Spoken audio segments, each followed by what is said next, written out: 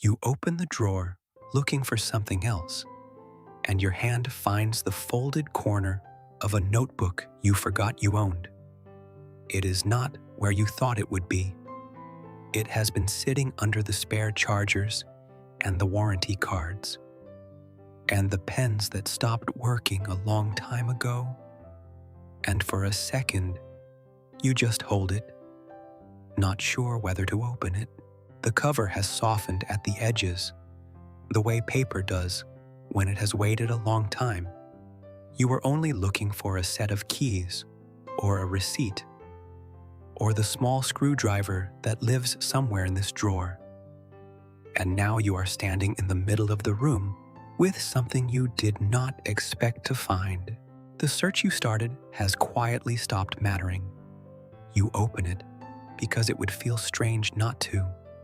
Inside, in handwriting that is yours but younger, there are lists, things you were going to do, places you were going to see, a version of your life sketched out on a page by someone who was very sure it would happen.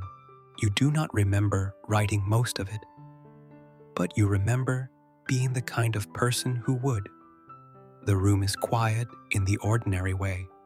Rooms are quiet in the evening, the kind of quiet that is settled.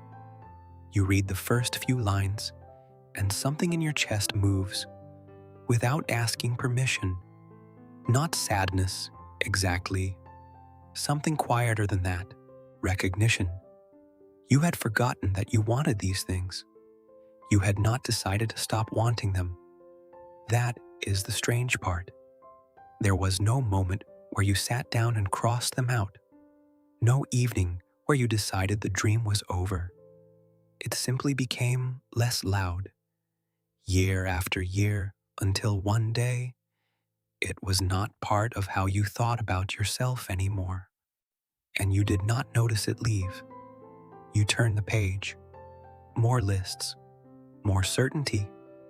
The handwriting slants forward the way handwriting does when the hand is in a hurry to get the future written down. And you stand there holding the proof that you once believed in a life that has quietly become a different life. The drawer is still open behind you, and the keys you were looking for are still lost. And none of that seems important now. What seems important is the small, ordinary weight of holding a plan you never officially abandoned. You do not feel like you failed. You do not feel like you were robbed. You feel like you are meeting someone you used to be. And neither of you is angry. Neither knows what to say. The evening keeps being the evening around you. Somewhere a neighbor closes a door, and the notebook stays open in your hands, waiting for you to decide how to feel about a goodbye that already happened without you. A goodbye like that does not come with a date you can point to. It is not the kind of ending that announces itself. You cannot look back through a calendar and find the evening you stopped believing you would learn the language, or take the long trip, or live in the city you used to say the name of like it was a promise. The dream did not end on a Tuesday. It ended across 100 ordinary days that each seemed too small to count. And that is how most of it goes, if you are honest about it. You did not lose the future you imagined in one dramatic moment. You spent it, a little at a time, on things that needed spending on. The rent needed paying, so the money you were saving for the trip became the money that kept the lights on, and that felt reasonable, because it was. The job you took to hold you over became the job you stayed in, because it was steady, because leaving felt like a risk you could not quite afford, because there was always a reason next year would be a better year, and the plans you made when you were younger required a version of your time that slowly stopped existing. There were mornings you meant to practice the thing you loved, And then the mornings filled up with the small necessary business of being an adult. The emails and the errands and the tired quiet of a day that already asked enough of you.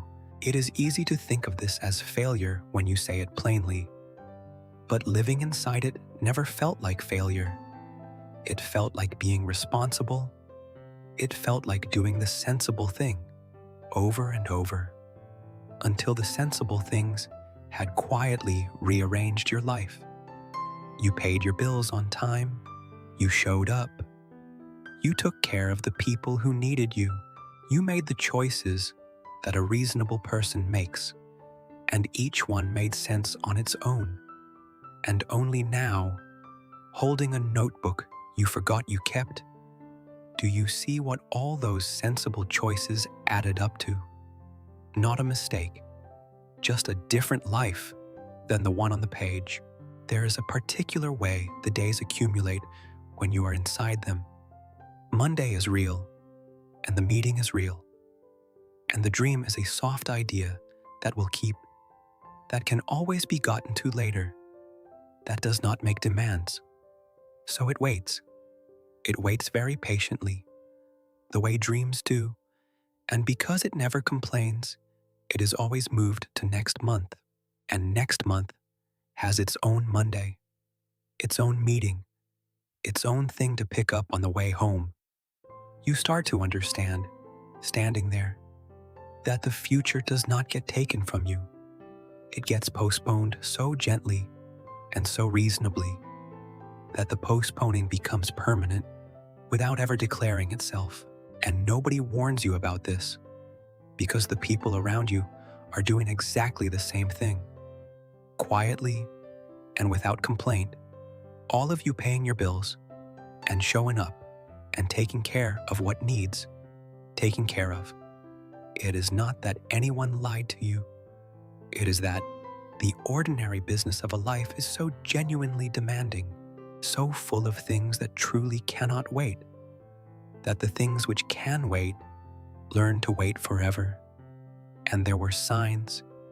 If you look back, though none of them looked like signs at the time, there was the year you stopped mentioning it to people because explaining it started to feel like an effort you did not have energy for. There was the way you began to say, one day instead of next year, and then stopped putting a word to it at all. There was the friend who asked how the plan was coming along, and you answered lightly and changed the subject. These were not decisions. They were the quiet settling of a house, the small sounds a life makes as it cools into its final shape. You were living. You were not choosing to stop, but something was being decided anyway in a language made entirely of ordinary days. And you kept the notebook. That is the part you keep circling back to. Somewhere in you, across all those postponements, a part of you kept the notebook in a drawer, held onto the folded corner of a plan you were already, quietly, in the middle of leaving behind. That you kept it at all is the thing that undoes you a little. You held on to the folded corner of a plan you were already leaving, carried it from drawer to drawer across years of moving on, and only now do you feel the weight of what that keeping meant. You brace for grief, and it does not come the way you expected. You wait to feel cheated, and the feeling does not arrive. Instead, there is something gentler and harder to name, a kind of tenderness toward the person who wrote those lists, mixed with a strange relief you did not know you were carrying, because somewhere along the way, without admitting it, you had started to feel guilty for not becoming the person you planned to be, guilty every time the old dream surfaced, because its presence felt like an accusation, a reminder that you had not done the thing you swore, and you had been avoiding this drawer, in a sense, for years. Not this literal drawer, but the feeling inside it, the quiet reckoning. You had kept moving so that you would not have to sit down across from the version of you who was still waiting, but sitting down with it now, you notice that the younger you is not accusing you of anything. That was your own voice all along. The guilt, not theirs. The person who wrote those lists did not know what your years would ask. They did not know about the people you would come to love. The ones who needed you present instead of gone. The ones whose small daily lives you chose, without ever framing it as a choice. They did not know that some of what you did instead of the dream was its own quiet kind of building. They only knew what they wanted, and they wrote it down with a full heart. And there is something unbearably kind about that certainty. You realize you have been holding two ideas at once for a long time. One idea is that you did the right things. The other is that you did not do the thing you dreamed of. And you had assumed those two ideas were in a war. But standing here, you feel them settle side by side without fighting. Both are true. You did do the right things, and you did not do the thing on the page. Neither cancels the other out. It is possible to have lived a good life. Nobody tells you that the ache is not a verdict. It is just a feeling, and it can sit in the same chest as gratitude. You thought letting go would require a ceremony, a moment where you finally released the dream on purpose. But that is not how it works. The dream already went. It left quietly across all those reasonable days. What is left is not the letting go itself. What is left is only this: the noticing that it is already gone, and the choosing now whether to be gentle about it. And you find, a little to your own surprise, that you want to be gentle. You do not want to spend this feeling on blame, not toward yourself, not toward the years, not toward the younger person whose handwriting is still open in your hands. There is nothing here to forgive. There is only a life that went one way instead of another, and a drawer that kept the evidence, and a person standing in a quiet room, finally willing to look at it without flinching, and underneath all of it, so faint you almost miss it, a small unexpected mercy. The ache means you cared. You would not feel it if the dream had been nothing. It was not nothing. That is worth something.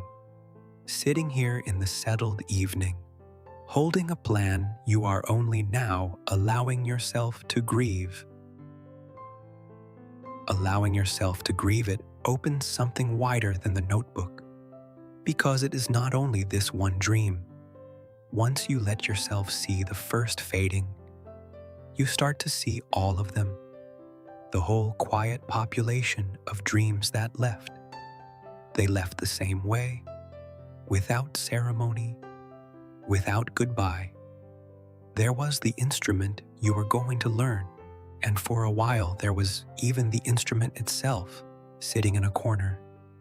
And then one day, you noticed it had become furniture, a thing you dusted around, rather than a thing you played. There was the person you were going to become in your work, the one who did the meaningful version of it, and instead you became competent at the practical version, and the practical version paid, and the meaningful version stayed a feeling you sometimes had on Sunday nights. There was the body you assumed you would always have, the ease of it, the way it did what you asked without negotiation, and somewhere the negotiations began, small ones at first, and you adjusted so gradually that you never mourned the ease until it was already a memory.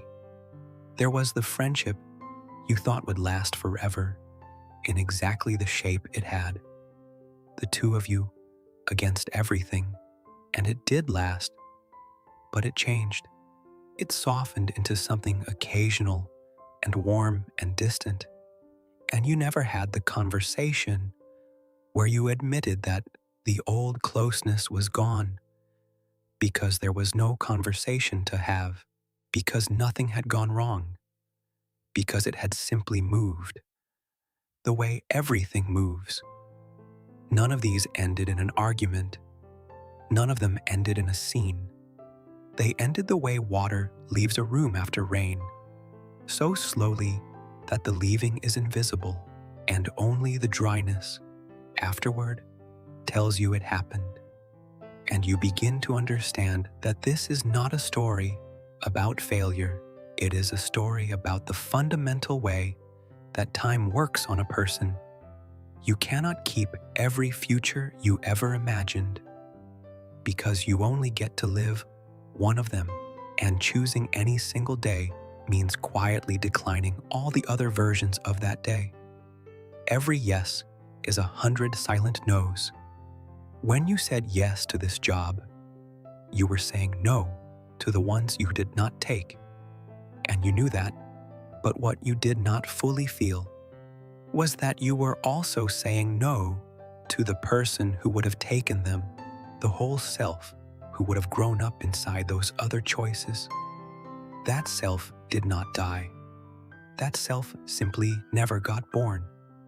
And there is a particular grief for the selves that never got born, a grief with no funeral, because there is no body, because nothing was lost that anyone could point to, because the thing you are mourning is not a thing that happened, but a thing that quietly did not. This is the grief nobody prepares you for. Everyone warns you about losing what you have. Nobody warns you about the soft, cumulative loss of all the lives you were not going to get to live anyway. The ones you only notice you have released when you stumble on the evidence in a drawer.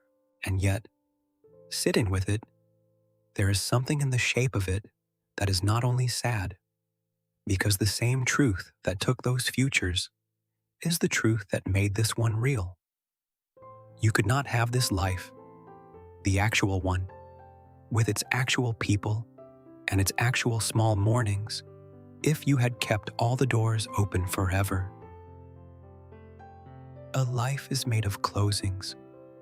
The dream faded so that a different, unplanned thing could take up the room it was holding.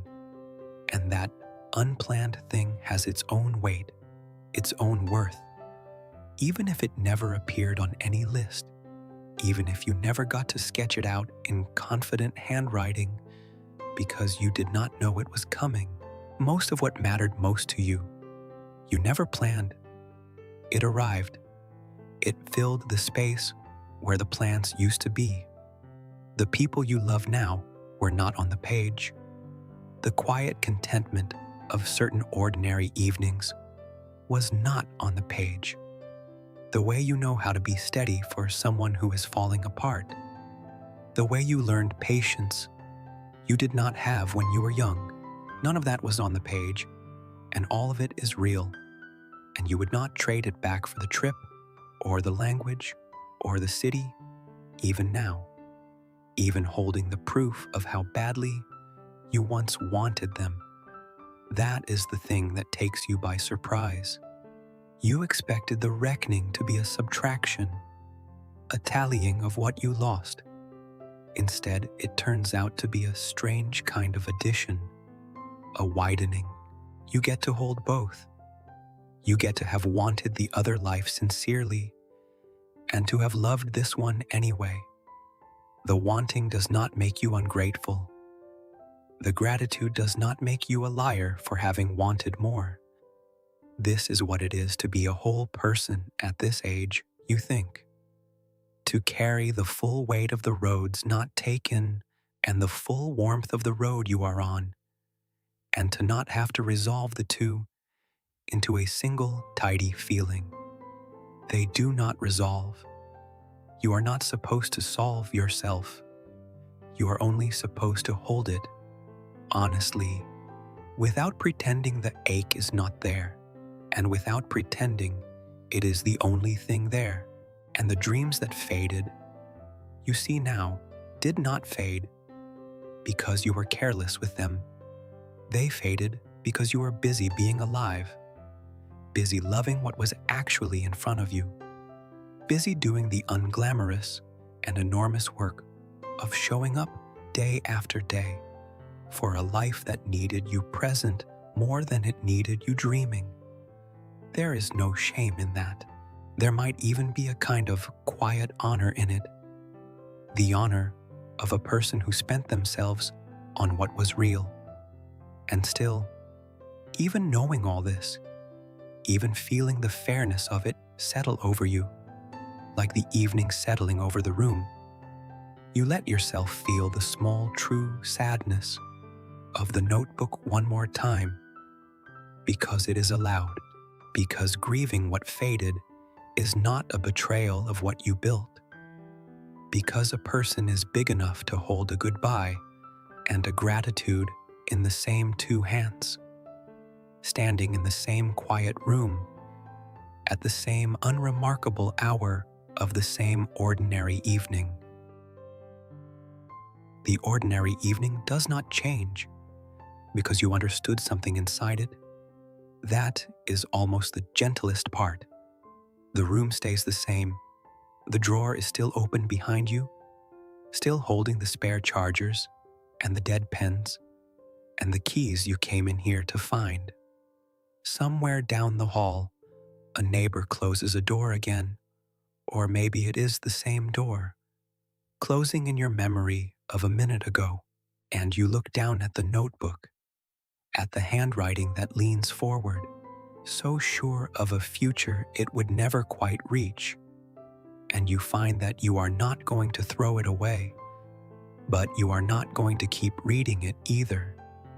You close it slowly, the soft cover folding shut over all those confident lists, and you hold it for a moment longer than you need to. There is no ceremony to this. You are not saying goodbye out loud, because the goodbye already happened years ago, quietly, without you. This is only the noticing of it. This is only the part where you finally sit down across from the person you used to be and let them go with kindness instead of guilt. You place the notebook back in the drawer, not buried this time, not shoved under the warranty cards, but resting on top, where you will see it again someday and not be afraid. And you slide the drawer closed, and the small ordinary sound it makes is the only ceremony there will be. The keys are still lost. You will find them tomorrow, probably, in a pocket, in the door, somewhere obvious. It does not matter tonight. You stand in the quiet a little longer, and the quiet is not heavy the way you expected it to be. It is just quiet. The evening is doing what evenings do, going soft at the edges, the light lowering itself without being asked, and the ache is still there, faint, but it has stopped feeling like an accusation. It feels more like a companion now, the tender proof that you once wanted things badly, that you are the kind of person who wrote the future down. You carry it with you, out of the room, the way you carry everything, quietly, without making a scene. Behind you, the drawer is closed. The notebook rests inside it. The dreams that faded stay faded, and the life you actually have goes on being the life you actually have, ordinary and real and yours. And somewhere in you, so soft you might have missed it, there is something that feels almost like peace. Not the loud kind, not the kind that fixes anything, just the small, quiet kind that comes when you finally stop arguing with your own life and let it be what it became.